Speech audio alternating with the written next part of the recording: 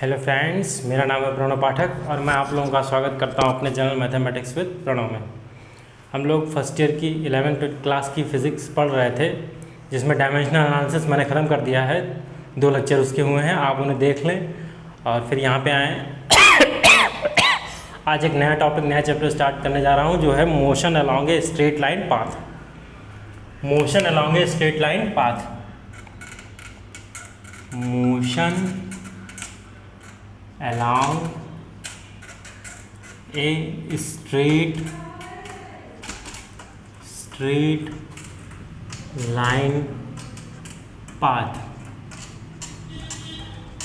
ये हमारा आज का चैप्टर है, नया टॉपिक है motion along a straight line path.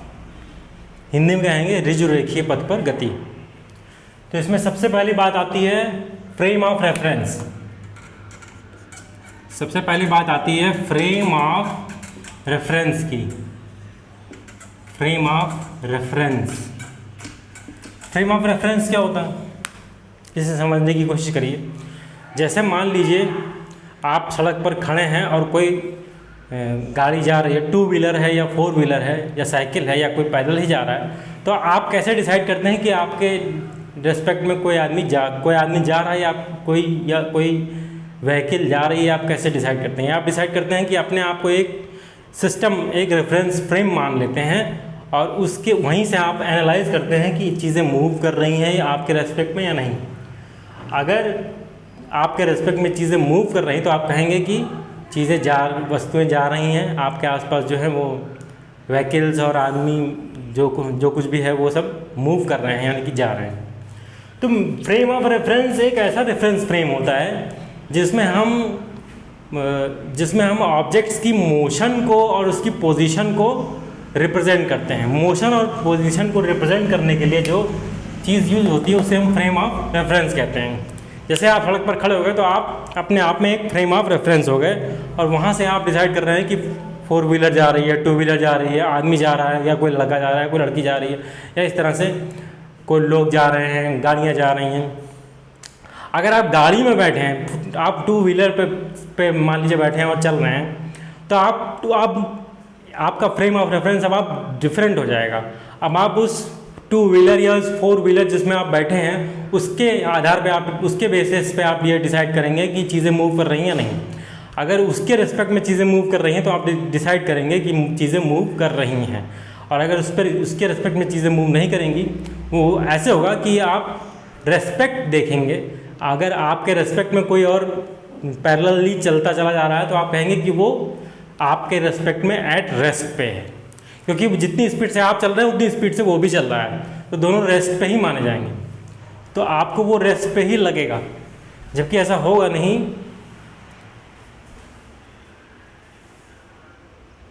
I hope so आवाज़ ठीक से आ रही होगी। हाँ, तो वो आपको रेस्ट पे लगेगा, जबकि ऐसा होगा नहीं। आप दोनों एक दूसरे के रेस्पेक्ट में मूव में, आप दोनों एक दूसरे के रेस्पेक्ट में रेस्ट में हैं, लेकिन आप कोई और आपको तीसरा व्यक्ति देख रहा हो, अदर पर्सन आपको देख रहा हो, तो वो आपको कहेगा कि दोनों मूव कर रहे हैं। तो इस तरह से हमें एक फ्रेम ऑफ रेफरेंस की ज़रूरत होती है जिसके रेस्पेक्ट में हम किसी भी मूविंग पॉइंट की पोजीशन और मोशन को डिफाइन कर सकते हैं। जैसे मान लीजिए कोई XY प्लेन है, ये है एक्स प्लेन, ये है वाई प्लेन, ये है ऑरिजिन। अब कोई चीज़ ऐसे मूव कर रही है, ये मान लीजिए सर्कुलर पाथ पर मूव कर रही है। इसी पर मान लीजिए यहाँ पे खूंटी बंधी है और यहाँ पे एक गाय है जो ऐसे चरती हुई जा रही है, बार बार एक सर्कल बना रही है। तो आप कहेंगे कि वो एक्स के रेस्पेक्ट में भी मूव कर रही है और वाई के रेस्पेक्ट में भी मूव कर रही है। कैसे? यहाँ से आप इसको मिला दीजिए, यहाँ से एक लम्ब डालिए इस पर और यहाँ से एक लम्ब डालिए, परपेंडिकुलर डाला ड्रॉप कर दीजिए इस पर। तो ये डिस्टेंस आपकी x, ये डिस्टेंस आपकी y, तो इस पॉइंट के कोऑर्डिनेट्स आपके x y, यानी कि ये आपका x y जो फ्रेम ऑफ रेफरेंस है उसके रिस्पेक्ट में कैसे मूव कर रहा है, एक सर्किल के रूप में मूव कर रहा है। आपका जो कोई भी काऊ बंधी है, गाय है या कुछ भी है, जो भी है, वो आपका कोई बाइक चला रहा है, बार बार साइकिल चला रहा है एक ही रोड ट्रैक पर, बार बार स्टेडियम वगैरह जैसे आप जाएँ वहाँ पे लोग रनिंग करते हैं, बच्चे रनिंग करते हैं, प्लेयर्स रनिंग करते हैं, तो वो एक सर्किल, स्टेडियम में एक सर्कुलर पाथ होता है, वो उस सर्किल के किनारे किनारे रनिंग करते हुए जाते हैं। तो हम मान रहे हैं कि एक्स वाई प्लेन ये एक प्लेन है, ये एक फ्रेम ऑफ रेफरेंस है जिसके रेस्पेक्ट में ये चीज़ मूव कर रही है। कैसे मूव कर रही है? एज ए सर्किल मूव कर रही है। तो ये हुई बात फ्रेम ऑफ रेफरेंस की। अगली बात आइए हम चलते हैं कि अब आप फ्रेम ऑफ रेफरेंस को डिफाइन कैसे करेंगे, ये हम न्यूटन्स लॉ ऑफ मोशन में पढ़ेंगे। अब आइए हम लोग चलते हैं डायमेंशनल मोशन में। वन डायमेंशनल मोशन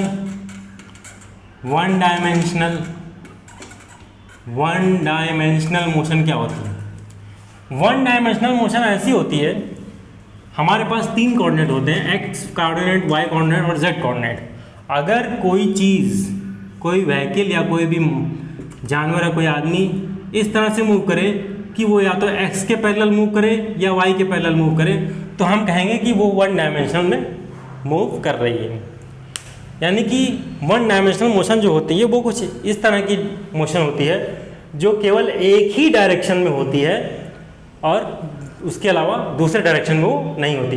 अगर एक्स एक्सिस के पैरेलल कोई चीज़ मूव कर रही है तो हम कहेंगे कि वो एक्स एक्सिस के पैरेलल मूव कर रही है, जबकि वाई के पैरेलल वो मूव नहीं कर रही, क्योंकि वो एक ही जगह पे रुकी हुई है और वहीं से आगे बढ़ती हुई चली जा रही है और एक स्ट्रेट लाइन को फॉलो कर रही है, तो वो वन डायमेंशनल मोशन कहलाएगी। अगली है two dimensional motion. Two dimensional motion, आइए देखते हैं ये क्या होती है। Two dimensional motion, two dimensional motion में हमारे पास 2 कोऑर्डिनेट एक्स वाई होते हैं। हम कहेंगे कि अगर कोई चीज़ मूव इस तरह करे कि वो एक्स में भी चले और वाई में भी चले, इस तरह से मूव कर रहा है, अगर कोई पॉइंट, कोई चीज़ ऐसे मूव कर रही है, इस तरह से मूव कर रही है, तो उसको, उसके किसी भी पॉइंट को कोऑर्डिनेट निकालने के लिए हमें एक्स पर भी परपेंडिकुलर डालना पड़ेगा और वाई पर भी परपेंडिकुलर डालना पड़ेगा। इस तरह से आप देखिए, तो इसका मतलब ये एक्स में भी मूव कर रही है और वाई में भी मूव कर रही है। इस तरह से ये टू डायमेंशनल मोशन होगी। टू डायमेंशनल मोशन की खास बात ये होती है कि ये किसी भी एक्सिस के पैरेलल नहीं होती। ये ना एक्स एक्सिस के पैरेलल होगी ना वाई एक्सिस के पैरेलल होगी, बल्कि किसी प्लेन के पैरेलल हो सकती है। जैसे ये इस प्लेन के पैरेलल ऐसे चल सकता है। जैसे ये बोर्ड अगर एक प्लेन है तो इस पर कोई चींटी अगर चढ़ रही है तो चींटी चढ़ते हुए कैसे भी जा सकती है, कोई भी पाथ फॉलो करते हुए, तो हम मानेंगे कि वो टू डायमेंशनल मोशन कर रही है। लेकिन कैसे? आपका जो है इस बोर्ड के फ्रेम ऑफ रेफरेंस के रेस्पेक्ट में। अगली है three dimensional motion. Three dimensional motion ये क्या होती है? थ्री डायमेंशनल मोशन में एक्स वाई जेड तीनों कोऑर्डिनेट जब वैरी कर रहे हों, इसका एग्जाम्पल मैंने नहीं दिया। इसके एग्जाम्पल में जैसे हम लिख सकते हैं सर्कुलर मोशन, सर्कुलर मोशन है, या प्रोजेक्टाइल मोशन है, प्रोजेक्टाइल मोशन आपकी, ये सब आपकी कैसी हैं? टू डायमेंशनल मोशन है। थ्री डायमेंशनल मोशन में एक्स वाई जेड तीनों कोऑर्डिनेट वैरी करते हैं एक साथ, इसलिए इसको हम थ्री डायमेंशनल मोशन कहते हैं। जैसे कि आप देखें कोई गैस के मॉलिक्यूल्स कैसे मूव करते हैं, तो वो जिग-जैग वे में, या आप जब चाय बनाते हैं, आपने चाय बनाते हुए रसोई में देखा होगा किचन में, तो चाय के जो अणु जो ऊपर से मूव करते हैं वो कैसे जिग-जैग वे में ऊपर की ओर जाते होते हैं। तो वो वैसा टाइप का मोशन जो है आपका वो थ्री डायमेंशनल मोशन कहलाता है, क्योंकि वो तीनों एक्स कोऑर्डिनेट, वाई कोऑर्डिनेट और जेड कोऑर्डिनेट, तीनों कोऑर्डिनेट के तीनों X plane, Y X axis, Y axis और जेड एक्सिस, तीनों एक्सिस के रिस्पेक्ट में वो चीज़ मूव कर रही है।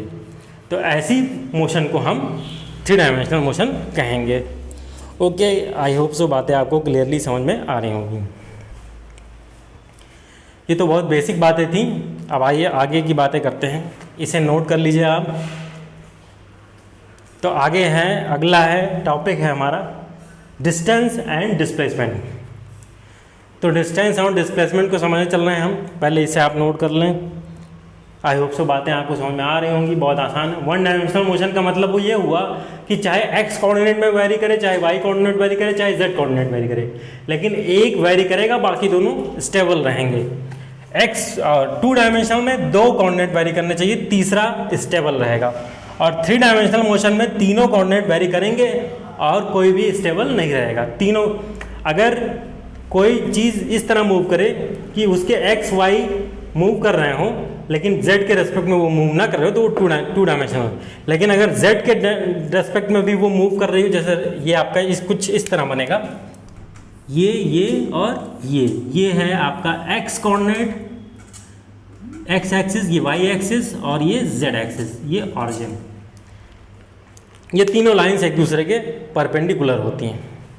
किस तरह से परपेंडिकुलर होती हैं? कुछ इस तरह से होती हैं। मेरे पास 2 ही मार्कर हैं, 3 मार्कर हैं नहीं, वरना मैं आपको करके दिखा देता। चले खैर, ये 2 मार्क उंगली से समझा देता हूँ। ये देखिए इस तरह से, ये एक उंगली बाहर की ओर, ये एक्स एक्सिस, ये वाई एक्सिस, ये जेड एक्सिस, ये तीनों एक दूसरे के परपेंडिकुलर हैं। तीनों एक्सिस एक दूसरे के परपेंडिकुलर होनी चाहिए। तीनों एक्सिस एक दूसरे के अगर परपेंडिकुलर हैं तो जो मोशन है, अगर वो कोई गैस है तो गैस के मॉलिक्यूल जो है वो इस तरह मूव करेंगे कि ना वो एक्स एक्सिस के पैरेलल होंगे, ना वाई एक्सिस के पैरेलल होंगे, ना जेड एक्सिस के पैरेलल होंगे। वो इन तीनों में से किसी के भी पैरेलल नहीं होंगे या किसी भी प्लेन के भी पैरेलल नहीं होंगे, बल्कि रेस्पेक्ट में मूव करेंगे वो तीनों चीज़ों के रेस्पेक्ट, तीनों कोऑर्डिनेट्स के रेस्पेक्ट में। ओके, तो आई होप से बात आपको समझ में आ गई होगी यहाँ तक की। अब हम आगे चलते हैं। अगला टॉपिक है हमारा डिस्टेंस और डिस्प्लेसमेंट। अगला टॉपिक है आपका distance and displacement. Distance and displacement. आइए समझते हैं ये डिस्टेंस और डिस्प्लेसमेंट क्या होता है। जैसे मान लीजिए एक पॉइंट ये ए है, यहाँ से कोई चीज़ चली, यहाँ तक गई, बी तक गई। मान लीजिए पहले वो यहाँ, इसे मानिए ओ, ये पी तक गई, फिर क्यू तक गई और लास्ट में आर पे जाके रुक गई और फिर आर से क्यू तक मूव की। और ये दूरी अगर 20, ये 40 और ये 70 मान लीजिए है, तो यानी कि ये 10, ये 20 और ये 20 और ये 30 और, तो यानी कि यहाँ पे 20, यहाँ पे 40 और यहाँ पे 70। तो कोई चीज़ O से मूव की, R तक गई, तो OR डिस्टेंस जो होगी वो 70 मीटर्स। फिर O से R पे गई, फिर Q पे आई, तो ORQ डिस्टेंस कितनी होगी? ये होगी 70 + 30, यानी कि दैट इज योर 100 मीटर्स। ये होगी। अब इसमें हम थोड़ा दिमाग लगाते हैं। अगर हम ये भी मान लें कि अभी हम जो कंसीडर कर रहे हैं डिस्टेंस, वो इस तरह से कंसीडर कर रहे हैं कि डायरेक्शन को कंसीडर नहीं कर रहे हैं। जब डायरेक्शन को आप कंसीडर नहीं करेंगे तो ये यहाँ से यहाँ तक का मोशन, फिर यहाँ से यहाँ तक का मोशन ऐड होके 100 मीटर्स आएगा। लेकिन जब हम डायरेक्शन को कंसीडर करेंगे तो ये मोशन सिर्फ OQ तक ही होगा और ये होगा 70 में से 30 आप माइनस करना पड़ेगा आपको और ये मिलेगा आपको 40 मीटर्स ओनली। यानी कि जब हम डायरेक्शन को भी लेते हैं और तब डिस्टेंस को हम जो है मेज़र करते हैं तो हमें मिलता है कि यहाँ से यहाँ तक का जो डिस्प्लेसमेंट है, अब ये डिस्प्लेसमेंट हो जाएगा जब डायरेक्शन के साथ डिस्टेंस लेंगे, तो ये सिर्फ 40 मीटर्स ही आ रहा है। बात समझ में आ गई होगी आई होप सो। ज़ीरो से ओरिजिन से R तक गया, फिर R से Q तक आया, तो उसका डिस्प्लेसमेंट कितना होगा? ORQ 70 + 30 100 metres. और जब उसका डिस्प्लेसमेंट हम निकालेंगे, डायरेक्शन को भी कंसीडर करेंगे, तो 70 तो गया ही, लेकिन फिर पीछे लौट आया -30, तो यानी कि और अपोजिट डायरेक्शन में गया है, इसलिए यहाँ माइनस लगेगा। तो 70 में से 30 निकला है, 40 मीटर्स ही उसकी कुल डिस्प्लेसमेंट हुई। तो ये आपकी डिस्टेंस है और ये आपकी डिस्प्लेसमेंट है। डिस्टेंस और डिस्प्लेसमेंट में क्या डिफरेंस है? सीधा सीधा डिफरेंस है कि डिस्टेंस में सिर्फ मॉडुलस को लेते हैं हम, सिर्फ न्यूमेरिकल वैल्यू को लेते हैं हम, और डिस्प्लेसमेंट में क्या लेते हैं हम? डायरेक्शन को भी लेते हैं और न्यूमेरिकल वैल्यू को भी लेते हैं। जैसे मान लीजिए एक पॉइंट ये ए है और एक पॉइंट ये बी है, इन दोनों के बीच की जो मिनिमम डिस्टेंस है वो ये होगी। ऐसे भी जा सकते हैं हम, ऐसे ऐसे ऐसे भी जा सकते हैं हम, इस तरह से कई सारे पाथ हो सकते हैं ए से बी तक जाने के। ए से बी तक जाने के इस तरह से कई पाथ्स हो सकते हैं, कई पाथ हम डिज़ाइन कर सकते हैं, डेराइव कर सकते हैं। जैसे यहाँ से लखनऊ जाने का कई रास्ते हो सकते हैं। कौन सा रास्ता आप फॉलो करते हैं या आपके ऊपर डिपेंड करता है। तो लेकिन जो ए और बी के बीच की मिनिमम डिस्टेंस जो है वो लीनियरली ही होगी। इन दोनों के बीच को परपेंडिकुलरली अगर मिला दिया जाए, लाइन से मिला दिया जाए, तो जो मिनिमम डिस्टेंस होगी वो आपकी डिस्प्लेसमेंट होगी, वो आपकी डिस्प्लेसमेंट होगी। और बाकी ये सब डिस्टेंस होंगी। डिस्टेंस कितनी भी बड़ी हो सकती है और डिस्प्लेसमेंट हमेशा डिस्टेंस से छोटी होगी। तो रिलेशन डिस्टेंस और डिस्प्लेसमेंट में होगा डिस्टेंस इज ग्रेटर और इक्वल टू डिस्प्लेसमेंट। डिस्टेंस जो होगी वो हमेशा डिस्प्लेसमेंट से बड़ी होगी या उसके बराबर होगी, लेकिन कब उससे छोटी नहीं होगी। डिस्प्लेसमेंट से बड़ी होगी डिस्टेंस या उसके बराबर होगी, छोटी कभी नहीं होगी। और डिस्टेंस आपकी जो है वो कभी निगेटिव नहीं होती है। डिस्टेंस जो है वो कभी निगेटिव नहीं होती है, जबकि डिस्प्लेसमेंट आपकी निगेटिव भी हो सकती है, जैसे कि मैंने आपको इस एग्जांपल में समझाया है। आई होप सो यहाँ तक बातें आपको क्लियर हो रही होंगी, क्लियर हो गई होंगी। चलिए आगे चलते हैं, इसी बात को आगे बढ़ाते हुए डिस्टेंस और डिस्प्लेसमेंट का एक एग्जांपल मैं और लेता हूँ। आई होप सो बातें आपको क्लियरली समझ में आ रही होंगी। अब मान लीजिए कोई लड़का यहाँ से ए से, या मान लीजिए इसे पी से क्यू तक चला इस तरह, फिर परपेंडिकुलर चला आर तक। तो पूछ रहा है कि उसकी डिस्टेंस और डिस्प्लेसमेंट दोनों बताइए। तो अगर ये 3 है और ये 4 है, ये कितना होगा?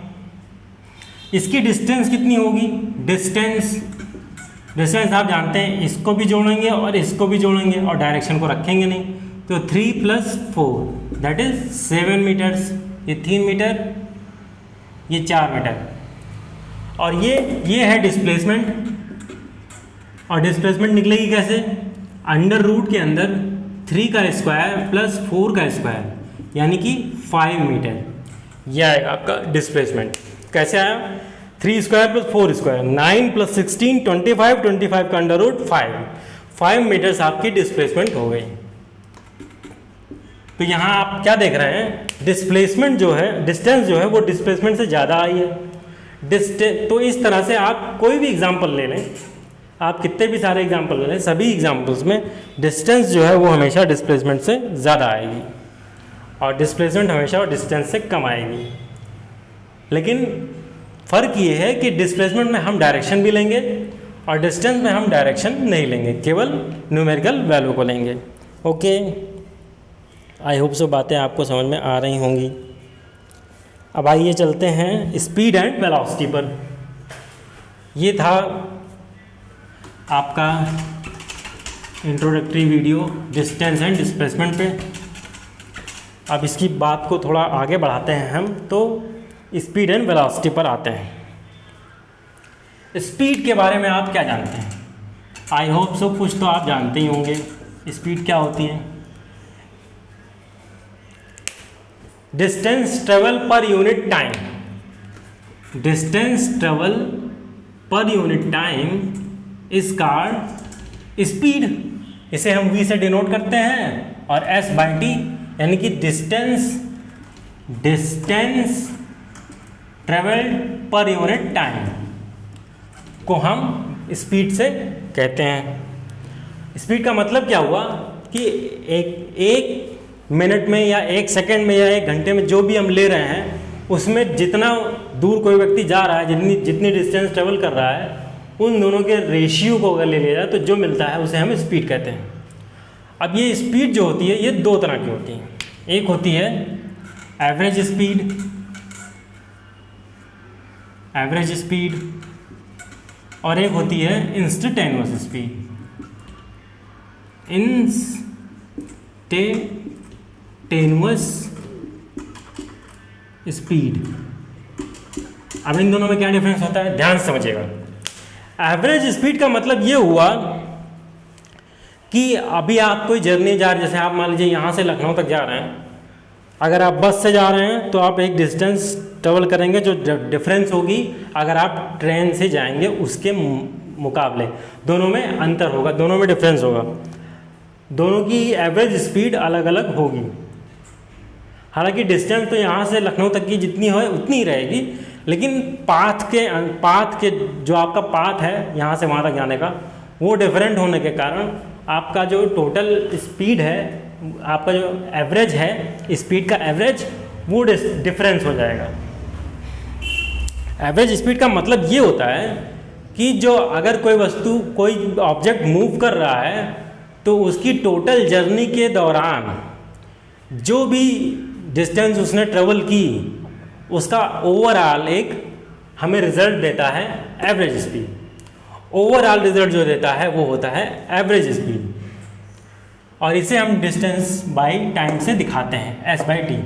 यानी कि एवरेज स्पीड हमारी होती है, एवरेज स्पीड जो होती है आपकी ये होती है total distance upon total time. Total time जो भी आपका है उसमें टोटल डिस्टेंस जितनी ट्रेवल की गई है उन दोनों को एक दूसरे से डिवाइड कर दीजिए तो आपकी एवरेज स्पीड आ जाएगी।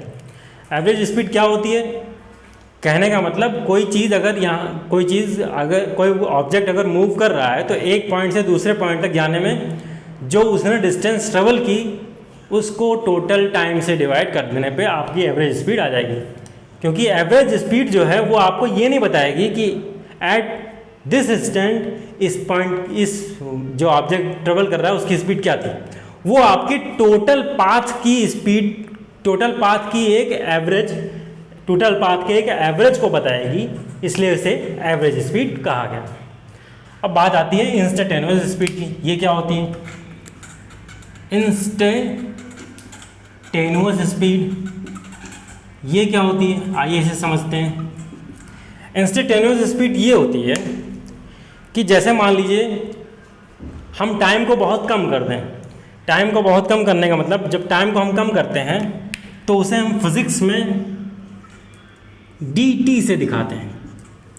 dt यानी कि इतना कम टाइम, एक माइक्रो सेकेंड के बराबर, सेकेंड का भी हज़ारवां हिस्सा, या सेकेंड मान लीजिए जैसे 0.00555 या 0.0025, इस तरह से अगर कोई सेकेंड पर हम डिस्टेंस निकालना चाह रहे हैं कि उस टाइम पे उसकी स्पीड क्या थी, तो वो इंस्टेंटेनियस स्पीड कहलाएगी और इसे हम ds से रिप्रेजेंट करते हैं। क्योंकि छोटे टाइम के लिए स्पीड, छोटे टाइम के लिए आपकी जो डिस्प्लेसमेंट होगी वो भी बहुत, जो डिस्टेंस होगी वो भी बहुत छोटी होगी, इसलिए इसे ds/dt से हम डिनोट करते हैं।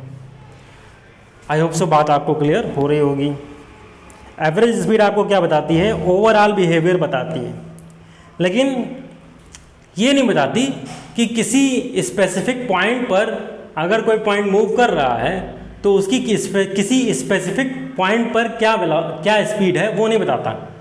वो आपकी बताती है इंस्टेंटेनियस स्पीड। अगर किसी स्पेसिफिक पॉइंट पर स्पीड निकालनी हो तो इंस्टेंटेनियस स्पीड का यूज़ हम करते हैं।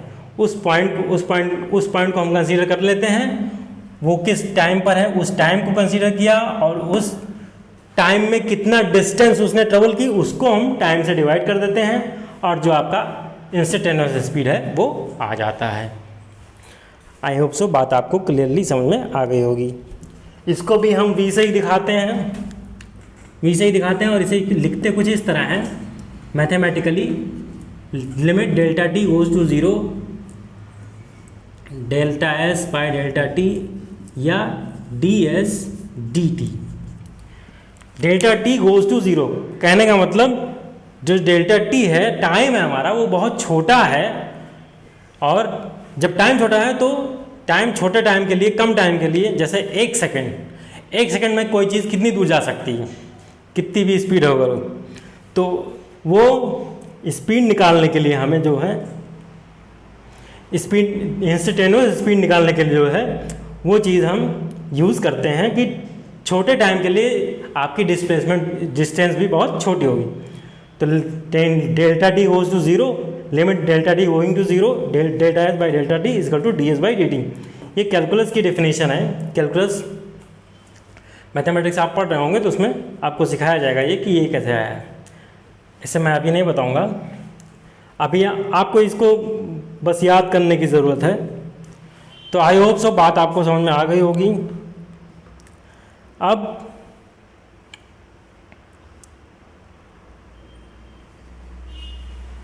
तो ये हमने समझा speed, instantaneous speed, average speed, distance, displacement, reference of frame, motions. तो आज के लेक्चर को मैं यहीं ओवर करता हूँ। मिलते हैं कल, तब तक के लिए गुड डे।